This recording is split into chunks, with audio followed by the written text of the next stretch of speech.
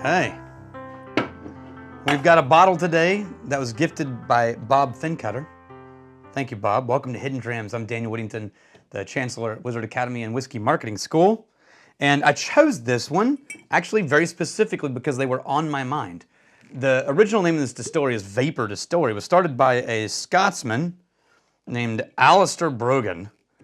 And in, I know, crazy, Boulder.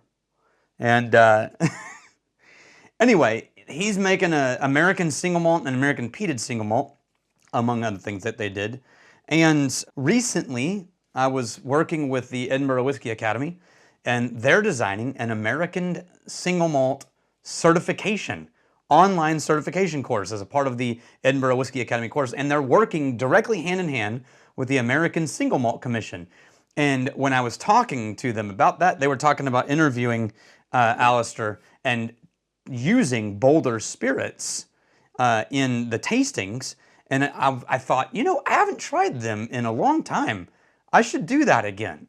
And here we are. So this is a lightly peated pot still, and I don't know a ton about age. This one on the back says aged for at least 2 years, but they're doing copper pot still, classic Scottish style, slightly peated. And that's kind of all I know about it. Aged in Colorado, and guys, Colorado is a hotbed of amazing whiskey. I have yet to find what I would consider to be a Colorado profile. I keep hoping that something sort of creeps to the front where it's like, oh, if you like this, this is something a lot of Colorado distilleries will provide for you. But you know, even in Texas, where we get the rumor or the reputation for like, boom, big, hefty, punchy. Well, you also have, you know, Still Austin, or you've got Fierce, or you've got some of these guys doing like really light, soft touch bourbons. So that's, I don't know. I think it's hard in American whiskey to do a categorical profile when it's just so dang big, this country. But right immediately, this is classic malty, caramel, malt, chocolate malt balls,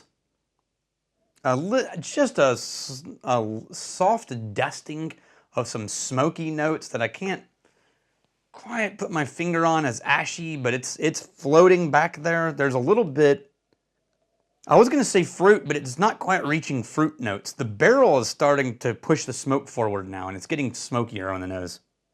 But it comes across as more tannинed and dry than just smoky. I'm looking for anything other than that sort of like chocolatey, caramel, malty ash.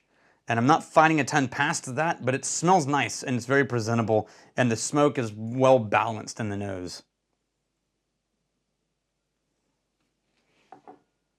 Oh, the palate is identical to the nose. Ooh, wow, okay. So, the ash and the peat is strong on the finish and just lingers really heavily.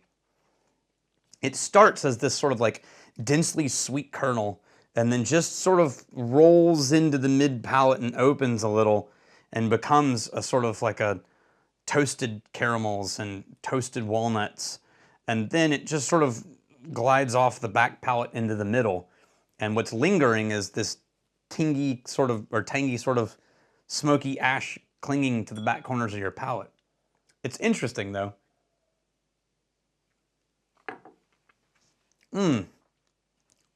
Okay. There's a little like bing, kind of, sour is the wrong word, but there's a sort of a on the back that sort of like J-hooks in, and I wonder if that would go away over time. That makes me feel like this is where it's a little bit, there's something going on either from barrel impact or just youth that's like, it goes from being this nice, rich, sweet, and slightly smoky spirit to a little bit of a sour note at the very, very end of the palate. But it's a solid malt, and I really like the nose.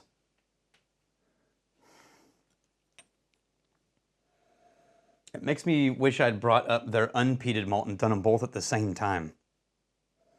Yeah, I'm gonna let that sit for a second. I'm gonna add a little bit of water. So here's what's really cool about online whiskey education is I think it gives you a great gateway into accessing people who may not necessarily want to carve out territory into full-time industry professional, or who have no intentions of being an industry professional, but they are nerds and they do want to know more about what they're drinking and they want to understand more. And then you can get these online certifications. I mean, we've got the Bonafide program. We're soon going to be releasing the Texas Whiskey Bonafide program. EWA has multiple online courses that do diploma and certifications from Irish to gin to Scotch.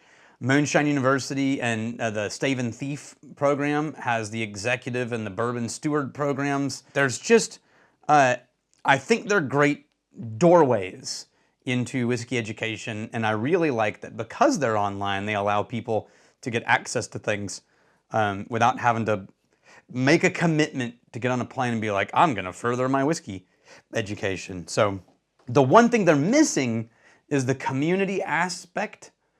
But I think that's something that we as people just need to sort of find together. Also, the live stream happened a little bit back, and I did it on at my house, and it was fine until the microphone died and I had to start over. But that was a computer problem. But I think maybe we should do that. You know, if not, once a month feels like a bit of a heavy lift for me like right now. But once a quarter, maybe? We'll see.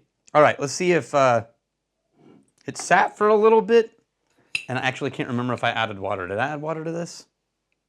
The nose didn't change at all, so I'm gonna put a drop in there and see if we can really like crack into this thing.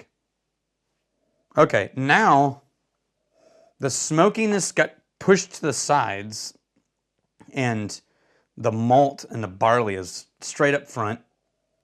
And that sort of tangy note is strong. You'd almost be orange or citrus, but it's a little bit too sour.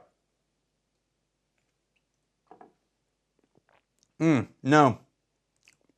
No, it's way better before I added water. So if you're doing this, don't add water. 46 is as low as I would go on this one. It got a little bit of the peat. It got that kernel. There's a little bit of tanginess at the end of the palate that sort of throws me a little. But overall, I like the direction that this is headed. And I love that people are doing American single malt. Huge fan. Anyway, cheers to y'all. I'm really glad you're here.